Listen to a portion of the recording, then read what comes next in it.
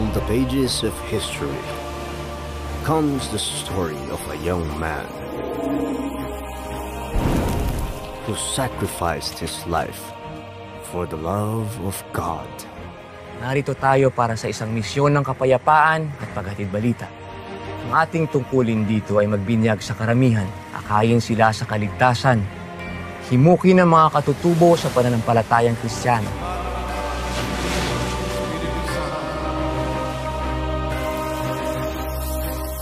It was a time of danger. Sa pulong ito ay ako ang Diyos. Salita ko lamang ang susundin ng mga kasamahan. Friendship.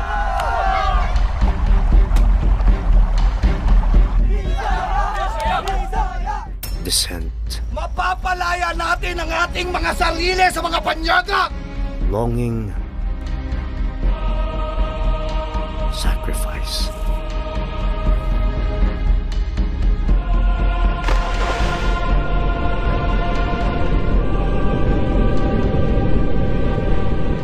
Pedro Calungsod, Batang Martir. Starring Rocco Nasino. Ang kwento ni Jesucristo, may isang pastol na may isang daang tupa na wala ang isang tupa. Hinanap niyang tupa na nawawala. Christian Vasquez. Nunca es cuestión de poder, Capitán. La paz es el único camino para llegar al amor. Robert Correa. Para sa ating kalayaan! Ryan Eigenman. Kailangan natin gawing lahat upang sila'y maiwaksi. And Tony Alarcon. Hoy al mediodía, Guerrao, te unirás a las calaveras de tus antepasados. The story of a young Filipino whose faith in Jesus Christ changed the Marianas forever. In the Year of Faith, writer-director Francis O. Villacorta.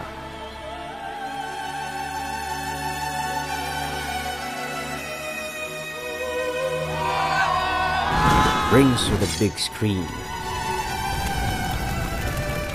a motion picture experience the human heart will never forget.